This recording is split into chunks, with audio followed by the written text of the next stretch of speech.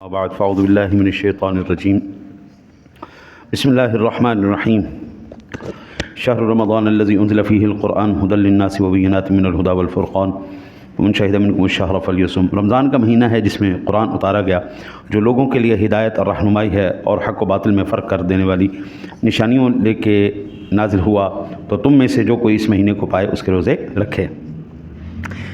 اسلامی سال کے 12ویں مہینے میں صرف 12 مہینوں میں رمضان المبارک کا ماہ مبارک ہے، جس کا نام اسم گرامی قرآن پاک میں موجود ہے۔ باقی اور کسی مہینے کا نام آپ کو قرآن پاک میں نہیں ملے گا۔ رمضان کے معنی ہے جلا دینے والا۔ یہ کبھی آپ ان کی ورکشاپ میں جائیں نا، یہ جو سنار ہوتے ہیں، سنار ان کا تو یہ پرانا زیور لے کے نا جی، وہ گٹھلی میں ڈال کے اس کو پگھلاتے ہیں۔ یہ میں نے خود منظر دیکھا ہے، میرے کچھ ہیں عزیز جو سنار کا کام کرتے ہیں، وہ پرانا زیور لے کے اس کو پگھلاتے ہیں۔ پگھلانے کے بعد جب وہ اچھی طرح میلٹ ہو جاتا ہے تو اس کے اوپر سے پھر کھوٹ جو ہے کالا کالا آ جاتا ہے، وہ اس کو اٹھا کے سائڈ پہ پھینک دیتے ہیں۔ تو میں نے ایک دن ان سے پوچھا، کیا سونے میں بھی کھوٹ آ جاتا ہے؟ سونے میں بھی کھوٹ ہوتا ہے؟ کہتا جی بالکل، سونے میں بھی کھوٹ ہوتا ہے، اس کو نکالنا پڑتا ہے، اس کو نکالنے کے لیے دھکانا پڑتا ہے، اچھی طرح میلٹ کرنا پڑتا ہے۔ جب وہ خوب اچھی طرح میلٹ ہو جاتا ہے اس کے اوپر سے، پھر ہم سارا جو ہے وہ کھوٹ نکال دیتے ہیں، گند نکال دیتے ہیں، اور خالی سونا ہمارے پاس آ جاتا ہے۔ یہ رمضان شریف کا مہینہ بندے کو نا خوب تسلی سے بٹھی میں ڈالتا ہے۔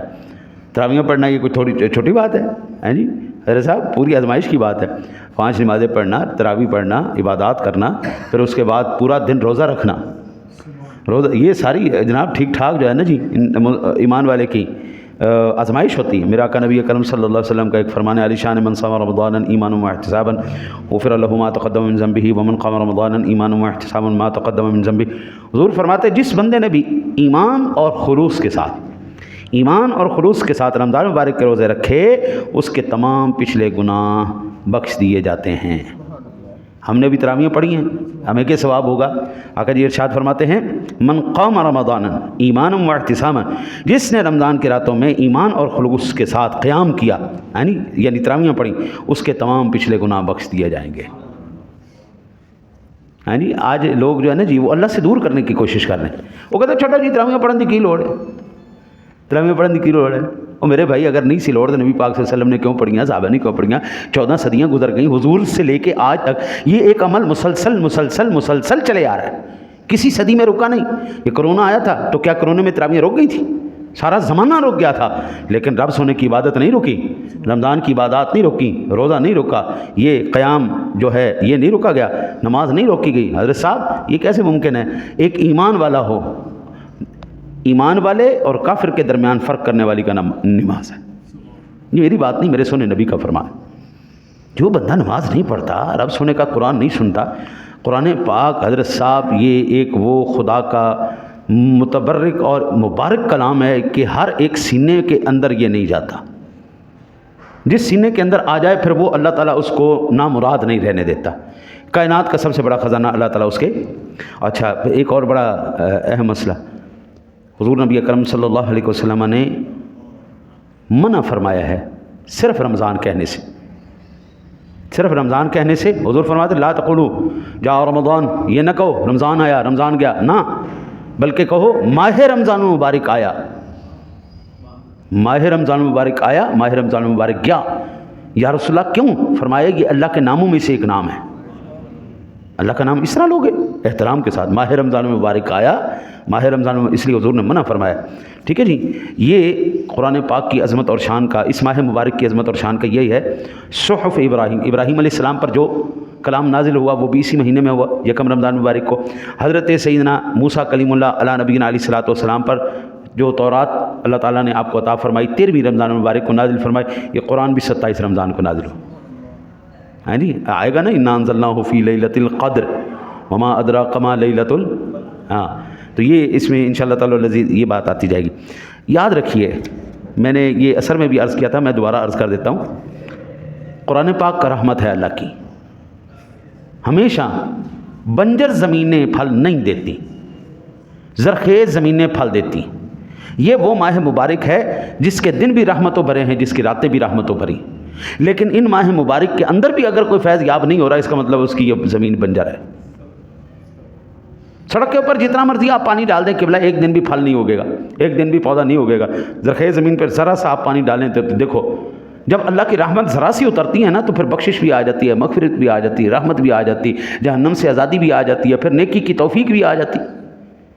نہیں آنی ہو تو آج مجھے زندگی میں پہلی دفعہ کسی نے مسئلہ پوچھا ہے، زندگی میں پہلی دفعہ، پوری زندگی میری گزر گئی پڑھتے پڑھاتے، آج زندگی میں پہلی دفعہ کسی نے پوچھا جی میں نے اپنی فلانی عزیزہ کو زکوٰۃ دینی ہے، اس کا طریقہ کار کیا ہے؟ صرف پہلی زندگی میں مسئلہ پوچھا، باقی طلاق ہو گئی جی، میں گسے طلاق دے بیٹھا سا نہیں، گسے طلاق دے بیٹھا، میری زندگی گزر گئی طلاق نے مسئلے سمجھا کوئی کم دا مسئلہ پہلی دفعہ پوچھا کسی کہ جناب اسی زکوٰۃ دینا چاہتے ہیں تو ساڈی جڑا نے جی اے فلانی عزیزہ ہے تے اے غریب ہے تے اے ان دے حالات نے تے اسی انہوں کیویں دئیے؟ میں کہ الحمدللہ، شکر الحمدللہ زندگی کسی نے کوئی مسئلہ تو پوچھا۔ باقی مسائل پوچھ، زیادہ تر میرے مسئلے فتوے جتنے بھی اب تک ہوئے ہیں وہ زیادہ تر طلاقوں پہ ہی ہوئے ہیں۔ آج جناب غصے 'چ بیٹھا سا جی طلاق دے بیٹھا جی، فلانی گل ہوئی جی طلاق دے بیٹھا جی، طلاق دے بیٹھا جی، اور کوئی مسئلہ دنیا کو آتا ہی نہیں، یا نکاح کرا لو یا طلاقاں دے دو، یا جنازے پڑھا لو، اللہ خیر صلی اللہ، 3 کام کراؤ بس ختم۔ مولوی صاحب جنازہ پڑھا دیں، مولوی صاحب نکاح پڑھا دیں، مولوی صاحب طلاق ہو گئی صلح کرا دو، 3 مسئلے ہو گئے۔ یار باقی بھی اسلام ہے، نماز ہے، میں قرآن اپنے یہ نماز کے موضوع پر کتاب چھپا رہا ہوں، اس پر اس کے واجبات، فرائض، شرائط، سارا کچھ میں اس کے اوپر تحریر کیا ہے، انشاءاللہ زندگی رہی تو میں آپ کو عرض کروں گا، آپ کو بھی پیش کروں گا۔ اچھا جی، اس کے بعد میرے آقا نبی اکرم صلی اللہ علیہ وسلم نے ارشاد فرمایا جو احتساب ایمان کے ساتھ، خلوص نیت کے ساتھ ان میں عبادات کرے گا، اللہ اس کی بخشش فرما دے گا۔ ابن عباس رضی اللہ تعالیٰ عنہ بیان کرتے ہیں کہ جب میرے آقا نبی اکرم صلی اللہ علیہ وسلم دخل شہر رمضان، جب مہینہ رمضان کا آتا تو آقا جی کیا کرتے؟ قیدیوں کو چھوڑ دیا کرتے تھے اور ہر مانگنے والے کو دیا کرتے تھے۔ یہ جو پیشہ ور بھکاری ہیں ان کو نہ دیا کرو، ان کو دینا جائز نہیں ہے، اپنے عزیزہ اقارب اپنے قریبوں کو دو۔ آپ نے دینا ہے تو اپنے جو آپ کے علاقے کی مساجد ہیں، مدارس ہیں، وہاں پر جا کر ان کی خدمت کرو۔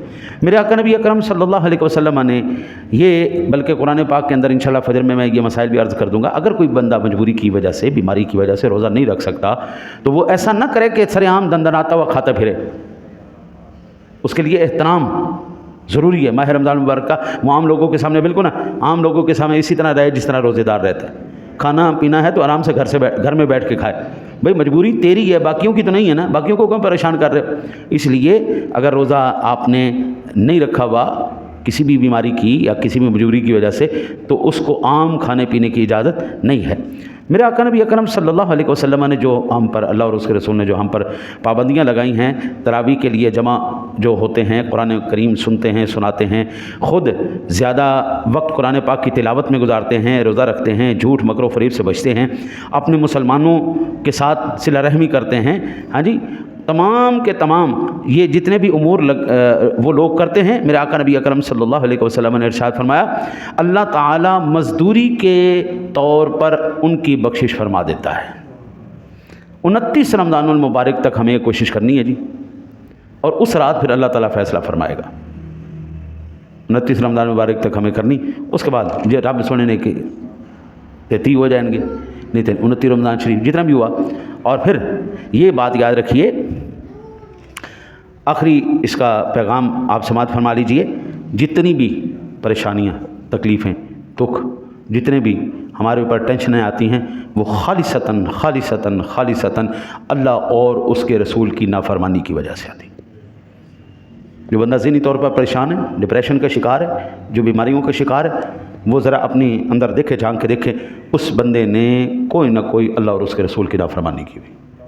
ورنہ جس طرح اللہ اور اس کے رسول نے ہمیں کھانے کو کہا ہے، سونے کو کہا ہے، عبادت کرنے کو کہا ہے، کمانے کو کہا ہے، اگر بندہ اس طرح کہے تو میں نے اپنی آنکھوں سے اپنے بزرگوں کو دیکھا ہے، آخری سانسوں تک ان کو کوئی بیماری نہیں ہوتی تھی۔ میں اپنی دادی جان کا آپ کو بتاؤں، میری اماں جی دادی جان تقریباً 100 سال کی ہو کے فوت ہوئی، نہ شوگر، نہ بلڈ، نہ کوئی ہارٹ اٹیک، نہ کوئی کولیسٹرول، کچھ بھی نہیں، اور میری نانی اماں 125 سال کی ہو کے فوت ہوئی۔ اچھا جی، 125 سال کے اندر ان کو کوئی بیماری نہیں ہوئی جی، کیوں؟ وہ لوگ اللہ اور اس کے رسول کی ماننے والے تھے۔ ہم دن بھی ان کی اللہ اور اس کے رسول کی نافرمانیوں میں گزارتے ہیں، راتیں بھی ہماری اس کی نافرمانیوں میں گزرتی ہیں۔ آپ پھر دیکھ لیں ہمارا حال کیا ہے۔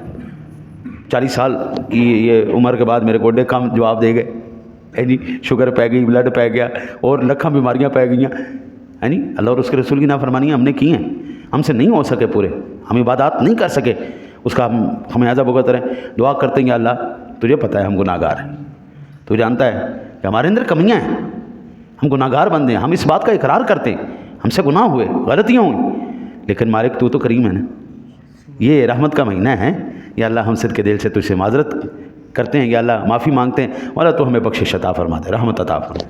اللہم صلی علی سیدنا